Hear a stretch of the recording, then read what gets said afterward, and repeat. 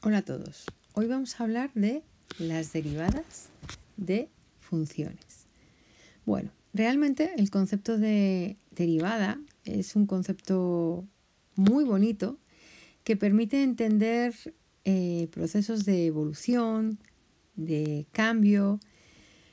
Realmente podemos decir que la aceleración es la derivada de la velocidad con respecto al tiempo. Es cómo va cambiando la velocidad en un espacio de tiempo determinado, las variaciones de la velocidad. Podríamos decir también que la velocidad es la derivada del espacio con respecto al tiempo, ¿no? El espacio que recorremos en el tiempo que lo recorremos, ¿no? Y las derivadas vemos que realmente tienen bastantes aplicaciones, teniendo en cuenta esas las más sencillas o las más cercanas a nosotros, ¿no? Podríamos hablar de rectas tangentes a una función, de la pendiente, pero de momento lo que voy a contar es cuál es la definición, cuál es la fórmula que nos lleva a calcular la derivada de una función. Bueno, pues realmente eso, explicándolo sobre la gráfica, también es, no digo sencillo de entender, pero sí asequible. Y estaríamos hablando de un límite cuando h tiende a 0 de f de x más h. Madrecita, cuántas cosas estoy escribiendo aquí, ¿verdad? Partido por h. Bueno, realmente esta h podríamos escribirla como un límite cuando h tiende a 0 de ¿qué? De f de x más h menos f de x partido por, fijaros, voy a poner x más h, que es esto de aquí, menos x. Y al hacer esta resta, x más h menos x, nos queda h, ¿verdad? Que es la que tengo aquí. Bueno, ¿y esto realmente qué significa? Pues que si tenemos una función, aquí tengo un x, aquí tengo un x más un poquito, ¿bien? Si esta es mi función, pues esto de aquí será f de x, ¿verdad? La y, la f de x. Y claro, si esto es x y un poquito, si esto es x y un poquito, pues si yo hubiera trazado esta línea discontinua realmente perpendicular, pues tendría que esto de aquí es f de x más un poquito, ¿no? Si esto fuera 3, esto sería 3 y un poquito. ¿Bien? Esta es la función que, la voy a llamar y. ¿Vale? Bueno, es que realmente es f de x. Bueno, y aquí lo que tenemos es que si tengo esta x, su y correspondiente, su f de x está aquí, ¿no? A esta altura. Y si este es el punto x más un poquito, ese h siendo un poquito, algo que le estoy sumando, pues aquí tenemos f de x más un poquito, ¿verdad? Bueno, pues fijaros, fijaros. Lo que nos está diciendo es que la derivada, fijaros, esta h se va haciendo cada vez más pequeñita, cada vez más pequeñita, cada vez más pequeñita, cada vez más pequeñita, y tiene sus correspondientes i's. Tiene sus correspondientes i's. Bien, bien, bien, bien, bien. Bien, bien, bien, bien, bien, bien. Bien, bien, bien, bien, bien. Bueno, pues está hablándonos de que cuando la h se hace muy, muy, muy pequeñita, ¿cuál es el límite de esta resta, no? De la resta de las i's partido por la resta de las x. La resta de las i's partido por la resta de las x.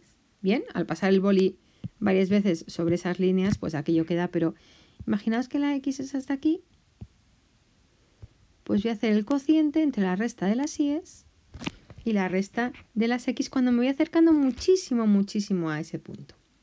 Bueno, pues en vez de utilizar esta fórmula, lo que habitualmente utilizamos es la tabla de derivadas. Es decir, para hacer la derivada de una función cualquiera, en vez de utilizar esta fórmula todo el tiempo con la función, pues utilizamos la tabla de derivadas, ¿vale? Porque imaginaros que tenemos esta función, ¿vale?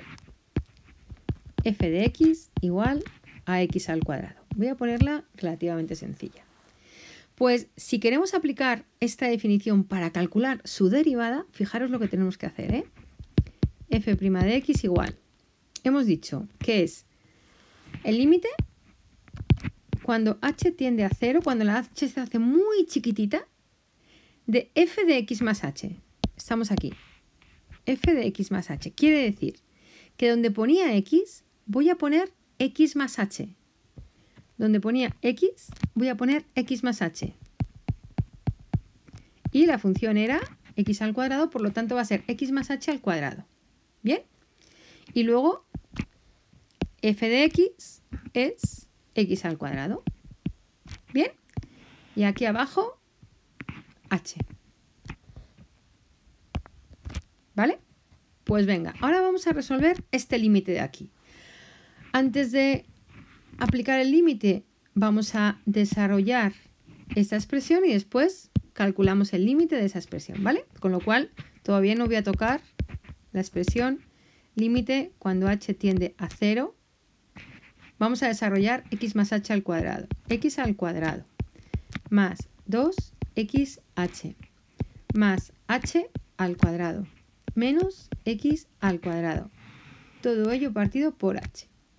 Y fijaros, está x cuadrado sumando, x cuadrado restando, por lo tanto tengo el límite cuando h tiende a 0 de que de 2xh más h al cuadrado partido por h. Antes de calcular el límite, vamos a simplificar al máximo esa expresión.